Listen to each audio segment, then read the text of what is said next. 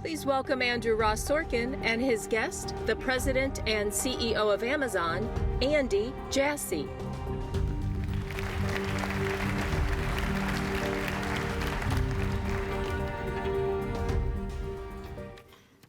Andy Jassy is here. He's the CEO of Amazon. He's now been in the job about a year and a half, I want to say.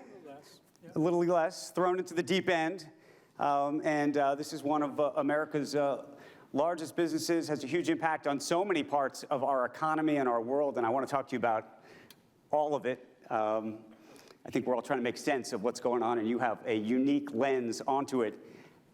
This is your first time at DealBook, and I thought maybe we'd go back a little bit, because I know that you never really expected, wanted, or imagined that you would take over from Jeff Bezos and become the CEO of Amazon. So I thought, before we even get into it, tell us the story. What happened? Well, first, thanks for having me. It's great to be here. I've been in Amazon for 25 years, and prior to doing this job, I started and was part of the team that managed AWS since its inception, and I loved that job, and I wasn't really looking to do something different, and I also didn't really think that Jeff was ever going to do something different in the time that I worked there, and so I just wasn't thinking about it, and he wrote me a note and said that he wanted to talk to me on the phone, which is somewhat unusual. Normally he just writes me with what he wants, and so we got on the phone, and he said that he had been thinking about it for a while, and he was thinking about doing something different, but would only do it if I was willing to take on the CEO role. And I was surprised, and I spent most of the first part of that conversation really asking him if he was sure, if he wanted to make a change. And he had clearly been thinking about it, and I was very flattered. I asked him if I could talk about it with my wife, all the decisions I've made. You weren't going to say yes immediately? I have learned the hard way in my life that when I have not made key decisions with my wife, and I've made them myself, they have not worked out well. Including where we chose to live in Seattle when we first moved. We drove all the way across the country. I picked out this place myself when I was working there for a couple months before we both moved. And we got in the apartment, my wife looked around and started to weep. And so, I learned that it's important to make those decisions together. And we actually went to dinner that night. It was right in the middle of the pandemic, and it was pouring in Seattle, and it just happened to be our date night. And we went to this place we'd never been to before and never have been since, where they had these little huts for each table. And we sat in there, and it was pouring rain, and we were the last ones to leave. They finally said, "You need to leave."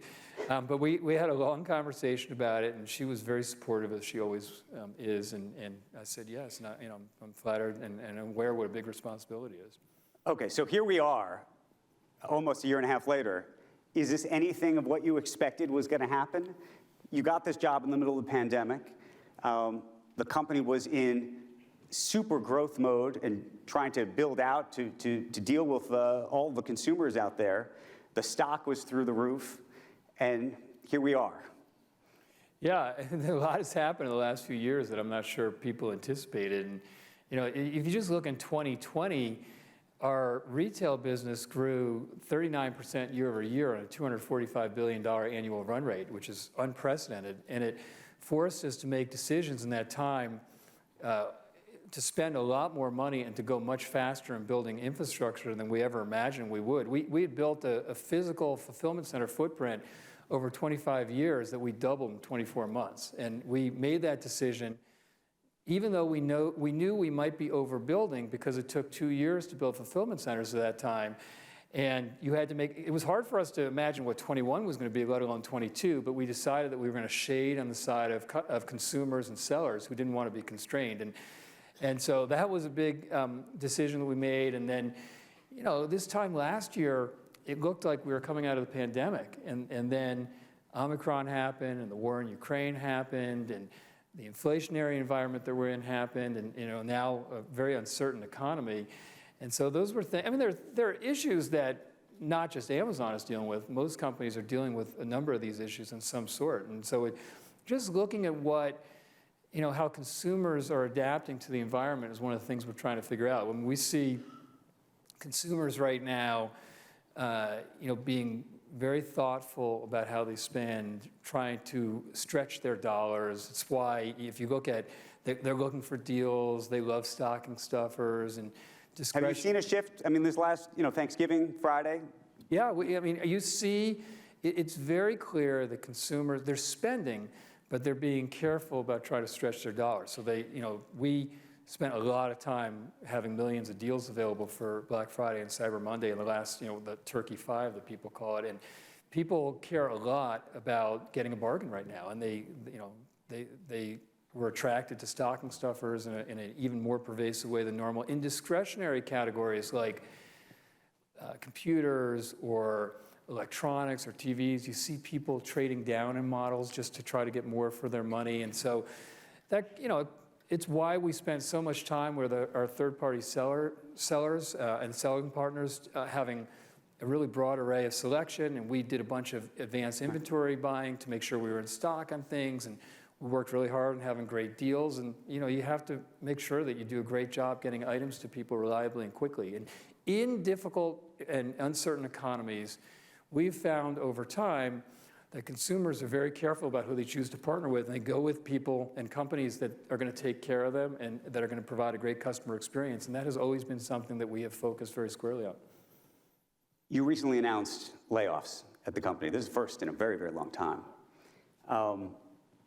And it's still in process. So what does that look like to you? And also, when do you think you realized that this was going to be needed? Because I was going back and watching some old interviews of you, even back in September, and I think you thought at that point maybe there would be no increase in hiring, but probably not going in reverse. Yeah, this is the time of year we do our operating planning, and it's really, we've been doing it over the last 4 months or so, and I've probably gone through, along with the senior team, 50 or 60 of these operating plans. And are these the famous 6-pagers? They are all 6 pages in the body and then an appendix. And how long is the appendix allowed to be? There is no limit to the appendix. And people take advantage of that lack of a limit. But they're very thoughtful. It's a much better way to go through information, in my opinion, than through PowerPoint, where you just don't get into the detail. And in any event, we've been going through it, and it's a time of year where our leaders look at where they want to spend resources and where they should adjust. And this year we had the lens of a very uncertain economic environment, as well as our having hired very aggressively over the last several years.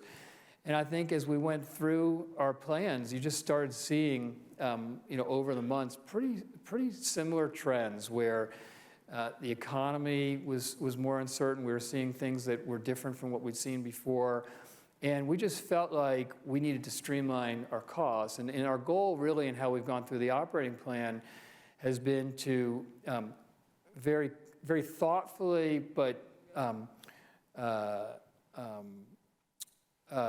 thoroughly go through the plans and make sure that where we can, we streamline and cut costs, but at the same time, we don't compromise on the key strategic long-term bets that we think can change the company. And that's how we've tried to view these operating plans. And just as we've gone through them, as I said, you started to see some trends, and we started to realize that some of our cost structure, when you look at different sensitivities, some of our cost structure was out in front of where we thought we wanted to be. And we made the incredibly difficult decision. At first, you're right, one of the things we did, was to pause incremental hiring. But as we went through the plans, we realized we needed to be more slim on some of our resources. And if you could go back and do the big expansion during the pandemic again, what do you think? It's a really interesting question. And it cuts across a few different dimensions. There's the actual infrastructure build out, and then there's people expansion. And I think on the infrastructure build out, given what we knew at that time, given how long fulfillment centers were taking, given that we're going to always shade on the side of customers, I would have done it again. I think it was the right decision. I think the team made the right decision. And we knew when we were making it that we might be overbuilding, but we knew we would grow into it, and that's happening. And I think we're going to always err on the side of customers. I think on the people side, it's when businesses are doing well, and we had a number of businesses that were growing really quickly. One of the reasons that we were growing quickly was that we were doubling down on the things that were working. And when, knowing some of the unusual circumstances that have arisen over the last year and a half were hard to know. And I think, so I don't necessarily think it was the wrong thing to have been doubling down because we were growing so well and we had so many ideas that we thought were good for customers and good for the business. But I think it's a good lesson, I think, for everybody when you're hiring, even when things are going really well, that it's good to think about if there's some kind of sudden change, even one that you just have a little bit of a hard time imagining, would you like the incremental headcount that you're adding at that time, or do you want to be a little bit more conservative? I want to talk about people in a moment because there's a question we should talk about labor. But I want to ask you about one of the units, because it's a unit that I think a lot of us know and maybe have in our home, which is devices, these Alexas, Echo, all over. And that's one of the businesses, also Kindle, famously, where some of these reductions are happening.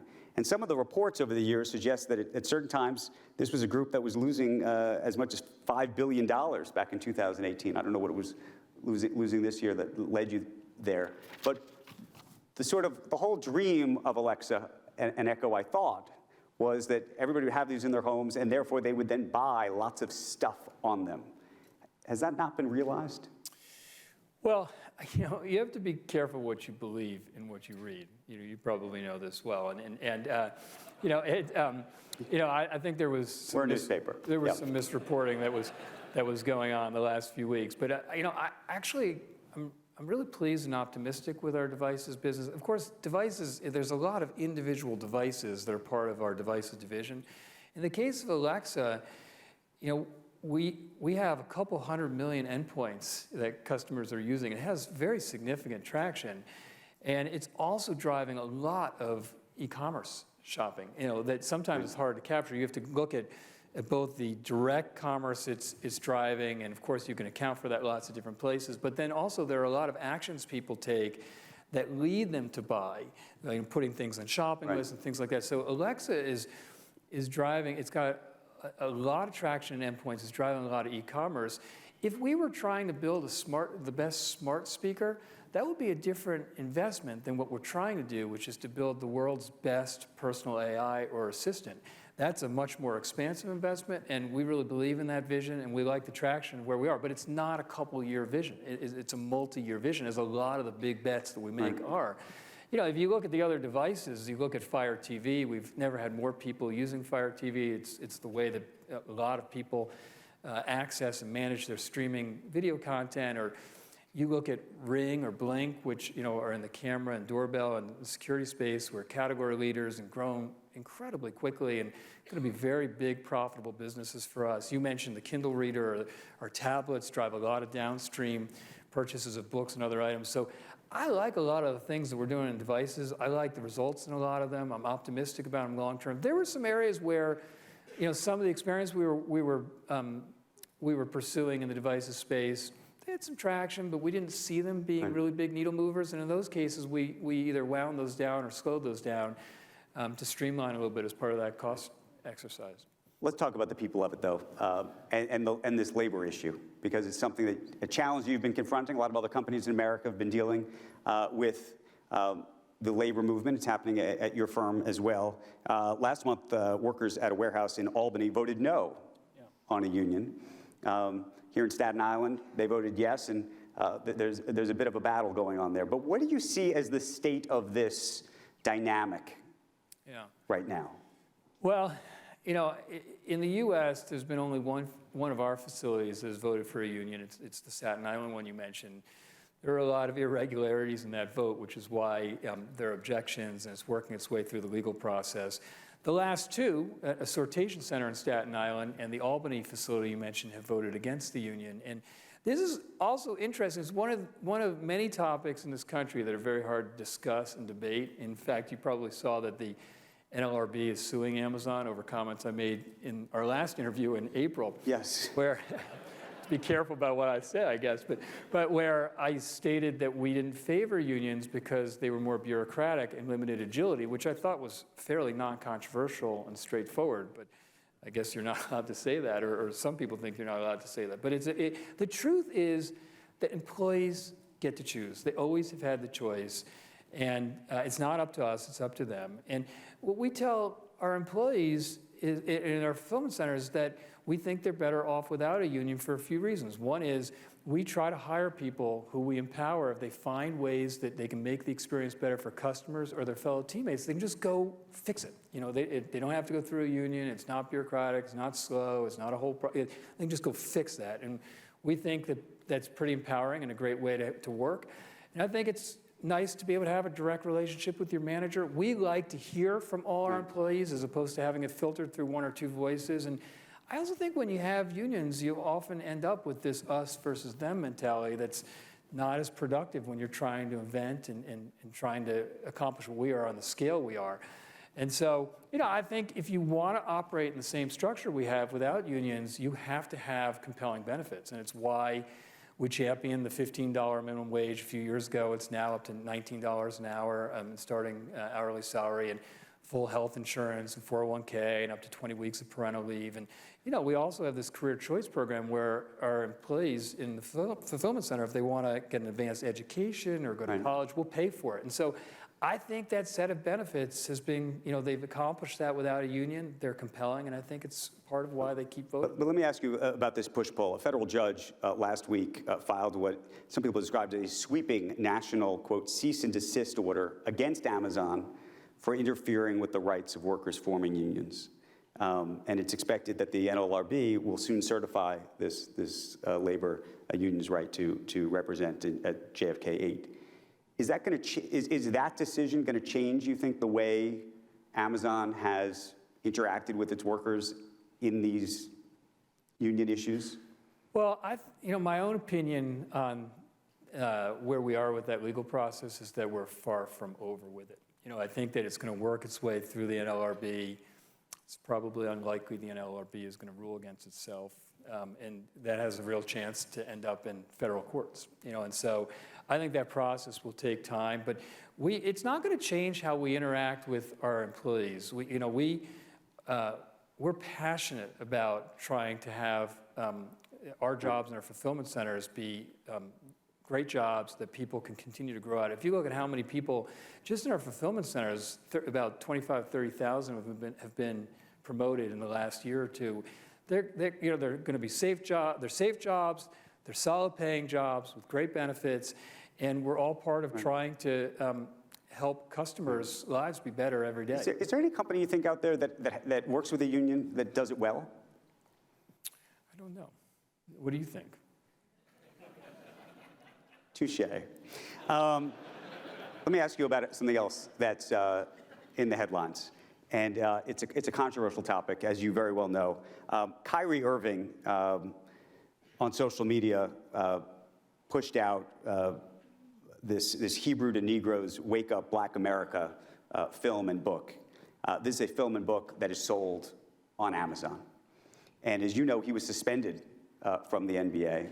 And you've gotten letters from Mila Kunis and Deborah Messing and all sorts of people in Hollywood. The ADL has come out and asked you to take this book off the site. What's your view? Well, trying to decide which content has, which content contains hate content to an extent enough that we don't provide access to customers is one of the trickiest issues that we deal with at the company. And in some cases, it's more straightforward. When you have content that actively incites or promotes violence or teaches people how to do things like pedophilia, those are easy. We don't allow those, and those are straightforward decisions. When you have content whose primary purpose is not to espouse hate or ascribe negative characteristics to people, that is much trickier and a very slippery slope if we take a lot of those out of the store. And, we have hundreds of millions of customers with lots of different viewpoints. Right. And inside the company, we won't tolerate hate or discrimination or harassment. But we also recognize, as a retailer of content to hundreds of millions of customers with lots of different viewpoints, that we have to be willing to allow access to those viewpoints, even if they are objectionable and even if they differ from our own personal viewpoints, if you're going to serve that number of people. So what's your point? So I'm Jewish. Yeah. I don't like it. I'll be honest. I don't like it. I'm worried about anti-Semitism. I'm worried about what we're seeing across the country, across the globe. I think some of it does. It may not incite violence in the moment, but could lead to it eventually. Look, I'm Jewish Jew, and I'm worried about anti-Semitism, and it's, I find several parts of that content very objectionable. But I think that you have to have principles if you're going to manage something as large as we do with hundreds of millions of customers. And again, to me, you have to be willing to allow viewpoints that are different from your own if the primary purpose of the content is not hate. You guys had said that you might put a notice on some content, including this. Are you still planning to do that? Well, we've been looking at it. These are, as I mentioned earlier, they're tricky issues. We have a pretty significant group of people, a panel that looks at each piece of content when there's an angle where we have to explore whether we should remove it. And it's a pretty involved process, and it's hard to scale.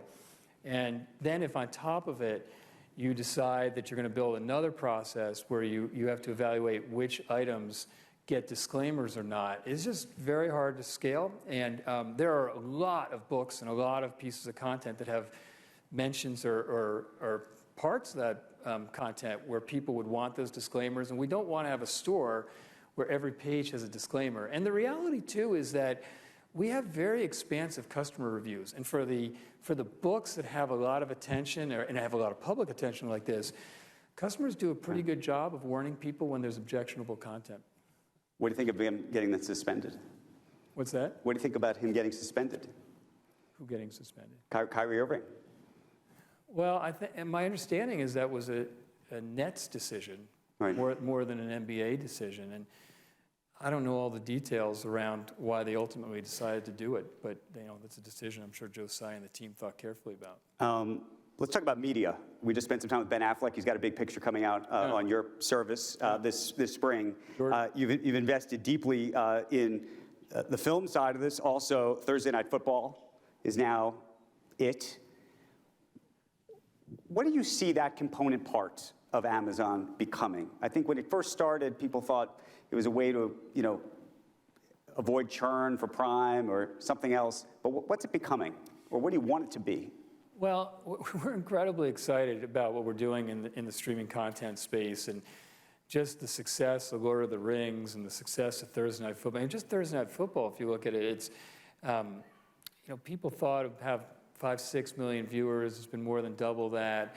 It's got 20% higher viewership in the 18 to 34 demographic, which is really important to a lot of different constituents, which is about 20% higher than before and larger than any other NFL window for it. And so we're really excited about it. And there are a number of parts to what we're trying to do with streaming media. The reality is that our Prime Video offering and all of that content is a really important ingredient in when people choose to sign up for Prime or not. And it's always been something that's driven Prime subscriptions, but increasingly you see more and more people who are signing up to Prime because of the video content. So that's very attractive. And then when people sign up to Prime, even if they sign up from the video content, they tend to spend money with us in our stores, in our e-commerce offerings. And so I do think over time, we have opportunities to make our Prime Video business, a standalone business that has very attractive economics. We have,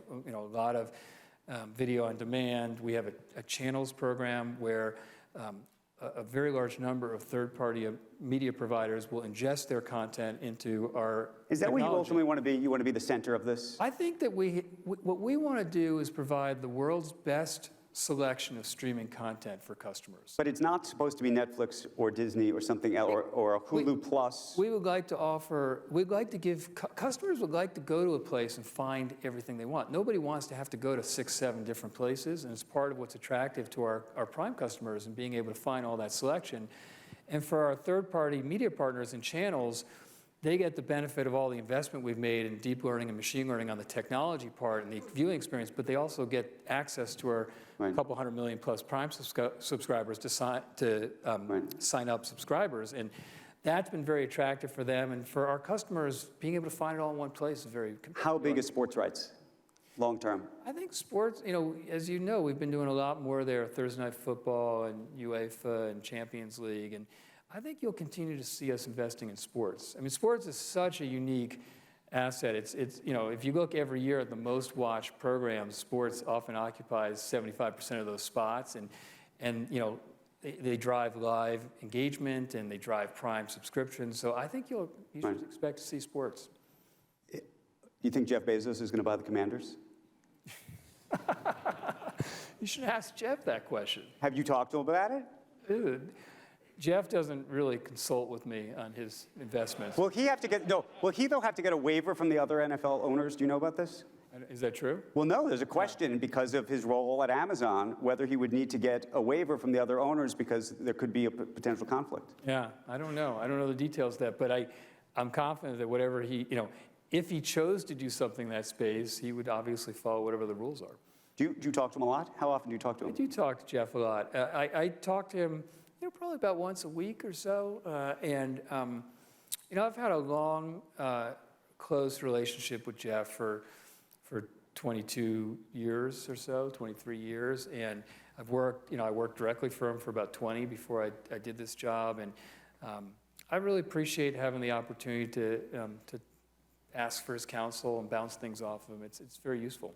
Well, he, by the way, I don't think is going to be pulling an Iger. He looks like he's living his best life, and you're probably in a good position. Two other things. Given the challenges in the space right now, what about the moonshots? You have a lot of money riding on things like Project Kuiper, and that's another satellite service that would rival, for example, what Elon Musk is doing with Starlink. Do you think you continue to invest in those things? How does that shift? Well, I think it's a good question, and especially right now. And I think that a lot of companies have different strategies for how they think about investments, and there is no one right way to do it. But the way we think about strategic investments we ask ourselves 4 questions. We ask, if we're successful, can it be big and move the needle at Amazon and have the right ROICs? Is it being well served today? Do we have a differentiated approach? And do we have some competence in that area? And if not, can we acquire it quickly? And if we like the answers to those questions, then we'll invest. Sometimes that process leads to investments that are more predictable. I came to the company, we were books only. When we invested in music and video and electronics and toys and home improvement, that seemed, it didn't at the time seem obvious, but in retrospect, I think it was obvious. And I think us investing in emerging geographies as we are now, it's one of our big investments, India and Brazil and Turkey and Mexico, seems pretty straightforward. Or, our business-to-business offering, which is Amazon Business, right, which is, a huge investment area for us, which is already over $25 billion in gross merchandise sales, fairly obvious. Our grocery space, I think people understand that we're going to live in a world of omni-channel.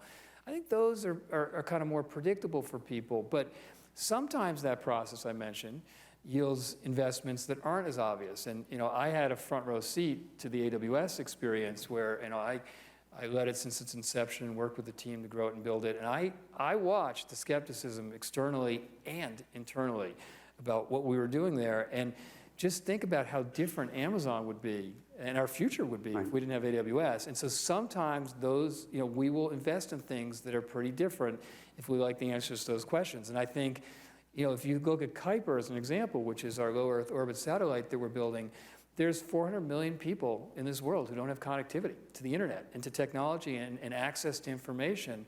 And there's loads of governments that are going to need it too for intelligence and mapping and navigational pieces. And so we actually believe it has a lot of characteristics like AWS. It's very capital intensive, but I think there's a handful of companies that have the technical, inventive aptitude and will, and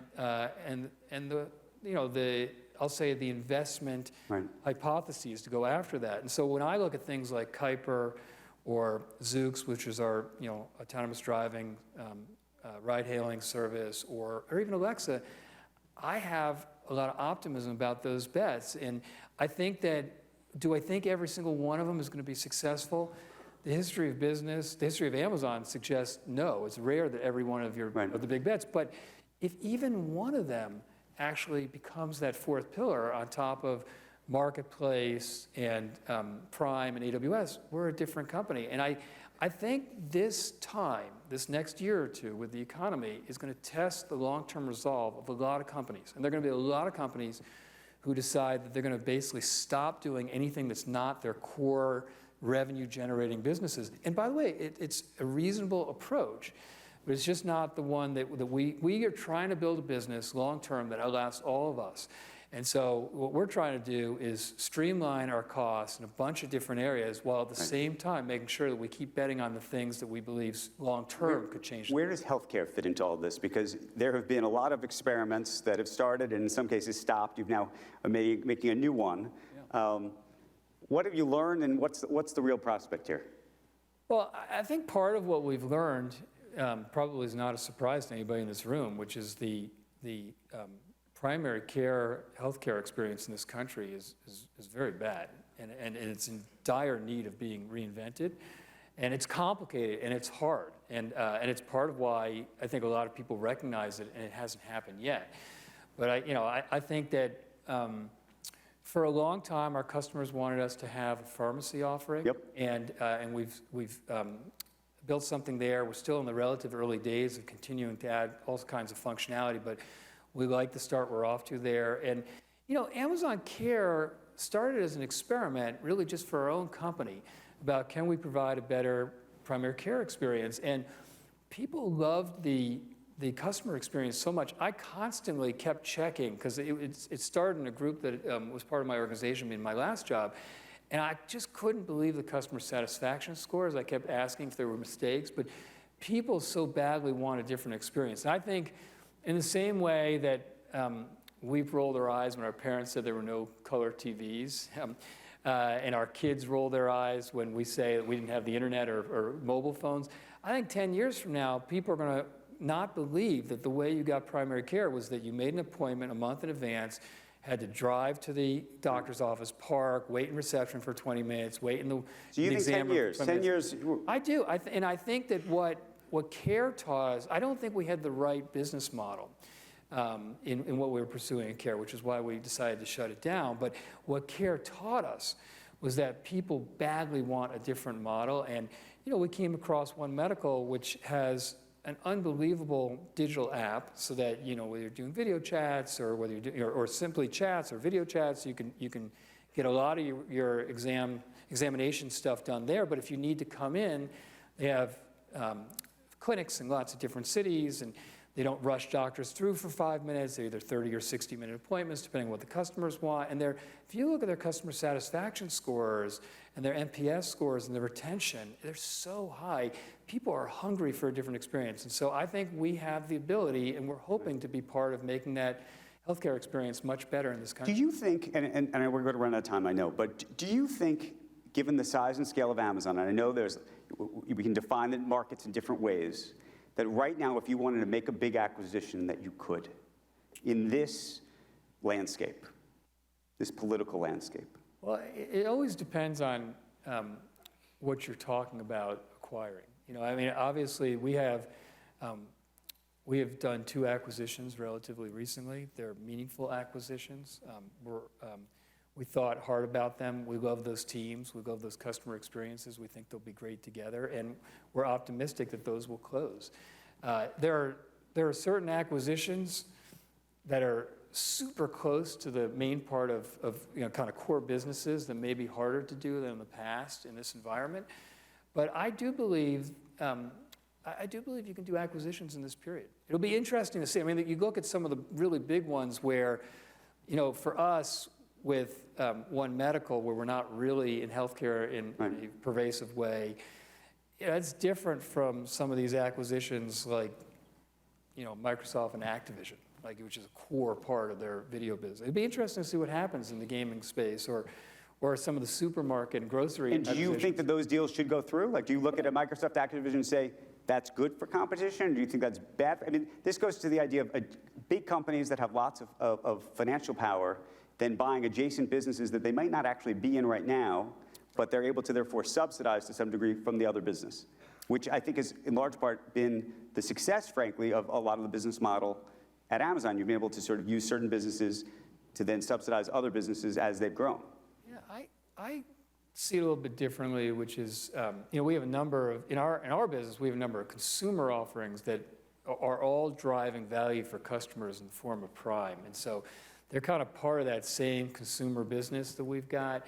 And of course, AWS was totally different and with a different customer base and different customer experience. And you have to build something that people want to use and that really solves meaningful problems, which, the cloud in which AWS innovated and kind of pioneered makes it much less expensive and much faster to invent. But I think each of these depend, you got to look at them one by one. And, I think when you have a company that has very large share acquiring another company that has very large share in the same precise space, I think those are ones that are going to get looked at more carefully than others. But you just have to not go overboard because you can kind of make it difficult for companies to build the right scalable experiences for customers. We got to wrap up, but let me just ask you this, since you didn't expect you were going to get this job, how long do you want to do this? And if you weren't doing this, what would you actually want to do? Well, I love my job and I love Amazon. And I think one of the reasons why when I went and thought about whether I was going to accept the job, that I decided to do it, even though I loved my other job and I felt a lot of passion about starting it from scratch with a group of people, is that I love the company and we're trying to build a business and a set of customer experiences that outlast all of us. So I hope to do it for a while. It's hard for me to imagine what else I'd be doing because I've been doing it for 25 years. But before I came to Amazon straight out of graduate school. While I was in graduate school, I was helping manage a band, and I had this idea about a music management, / label idea. Maybe I would try selling music. I used to always tell people in my 20s that I wanted to be the commissioner of one of the major leagues. Maybe I'd do something in sports. I've always been interested in writing a screenplay, which probably surprises you, so maybe I would write. Or maybe I would just start another business, I don't know. But I'm not thinking about those things very hard because I love what I'm doing and we got a lot of work to do. The musician, the screenwriter, and maybe the commissioner. You could approve that deal for Jeff. Andy Jassy, thank you so very, very much. Thank you. Thank you. Appreciate it. Thank you.